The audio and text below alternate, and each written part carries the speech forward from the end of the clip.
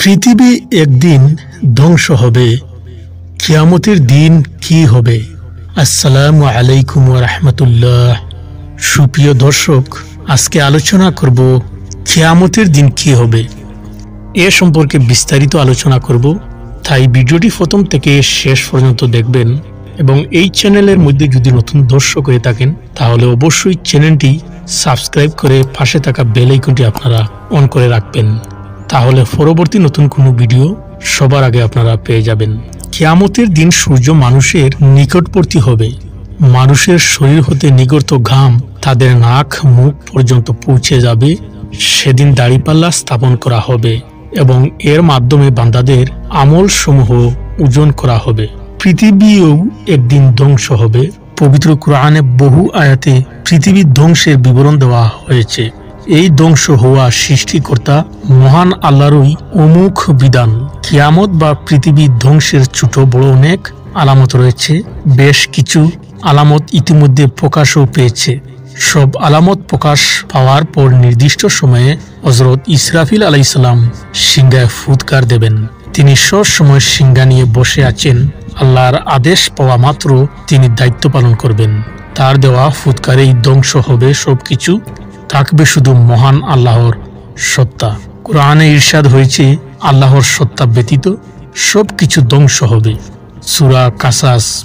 পৃথিবীর ধ্বংসের সময় ঘন কালো অন্ধকারে সবকিছু ছেয়ে যাবে।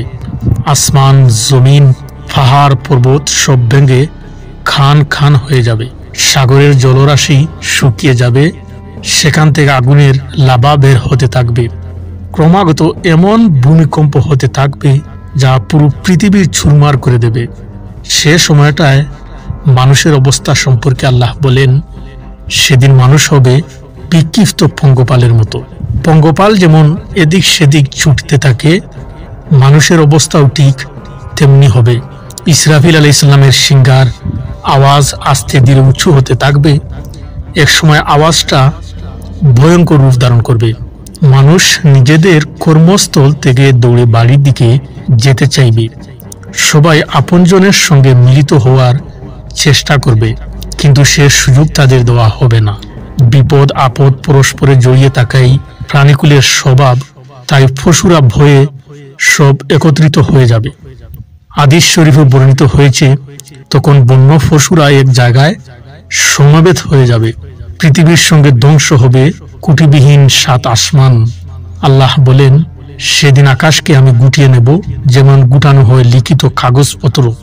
একটা পশুর চামড়া ছাড়ানোর পর যা অবস্থা হয়, আকাশেরও অবস্থা হবে তাই। কোরআনের ভাষ্য, যখন আকাশের উপচারিত হবে। সূরা তাকবীর। আরেক আয়াতে আল্লাহ বলেন, সেদিন আকাশ বিদীর্ণ হবে, তখন সেটি রক্তবর্ণে রঞ্জিত চামড়ার মতো হয়ে যাবে। সেদিন আকাশ হবে গলিত থামার মতো। পাহাড় পর্বত জমিনের পেরেক স্বরূপ বিশাল এ পৃথিবীতে স্থির রয়েছে, নড়াচড়া করতে পারে না। এত বিশাল আকার পাহাড় পর্বতও সে সময় হয়ে যাবে দুনিত ফসমের মতো। আল্লাহ বলেন, পর্বতমালা হবে দুনিত রঙিন ফসমের মতো। পৃথিবীর সবচেয়ে বড় টাওয়ার দুবাইয়ের আইকন বুরুজ আল খলিফা, যার উচ্চতা 2717 ফুট, এসবের কোনো কিছুই বাদ যাবে না। ধ্বংস হওয়া থেকে হিমালয়ের মতো এই উঁচু পাহাড়টাও হয়ে যাবে খান খান। বিশ্ব জগতের বৈচিত্র্য, চন্দ্র সূর্য ও নক্ষত্র রাজির আলো, যে আলোতে পুরো পৃথিবী আলোকিত হয়, সে আলো সেদিন মলিন হয়ে যাবে। এমনও নক্ষত্র আছে যেগুলো পৃথিবী থেকে কয়েক হাজার গুণ বড়। সে নক্ষত্রের আলো সেদিন ধ্বংস হয়ে যাবে। কোরআনে এসেছে, যখন সূর্য আলোহীন হয়ে যাবে, যখন নক্ষত্র মলিন হয়ে যাবে, সূর্য আলোহীন হয়ে যাবে, এর স্থলে সূর্যকে নিক্ষেপ করা হবে। রবি ইবনে হায়সাম রহমতুল্লাহ আলাইহি কোনো তাফসিরবিদ অর্থ করেছেন, সূর্যকে বাজ করে ফেলা হবে। কত বিশাল বিশাল সমুদ্র পৃথিবীময়, একটাও মুক্তি পাবে না এ ধ্বংসশীলা থেকে। আল্লাহ বলেন, যখন সমুদ্রকে উত্তাল করে তোলা হবে, সমুদ্রে আগুন জ্বালিয়ে দেওয়া হবে, সূর্য চন্দ্র ও সব নক্ষত্রকে সমুদ্রে নিক্ষেপ করা হবে। অতঃপর এর ওপর বাতাস প্রবাহিত হবে, ফলে সারা সমুদ্র আগুনে উত্তাল হয়ে যাবে। এত সব বস্তু ধ্বংস করতে খুব একটা সময় লাগবে না। কোরআনে বলা হয়েছে কিয়ামতের ব্যাপারটি তো এমন, যেমন চোখের পলক অথবা তার চেয়েও কর্ণকালের ব্যাপার মাত্র। নিশ্চয়ই আল্লাহ সবকিছুর উপর শক্তিমান। প্রত্যেক মানুষের ভালো মন্দ কাজের আমলনামা আমি তার গলায় ঝুলিয়ে দেব এবং কিয়ামতের দিন তার জন্য বের করব একটি কিতাব, যাকে সে খোলা আকারে পাবে। বলা হবে, পড়ো নিজের আমলনামা নিজেই, আজ নিজের হিসাব করার জন্য তুমি নিজেই যথেষ্ট। আল্লাহ তাআলা সমস্ত সৃষ্টির হিসাব নেবেন। তিনি তার মুমিন বান্দাদের সাথে নীরবে মিলিত হবে এবং বান্দাকে পাপ রাশির কথা স্মরণ করিয়ে দেবেন, যেমন এ বিষয়ে কুরআন ও হাদিসে বিস্তারিত বিবরণ দেওয়া হয়েছে।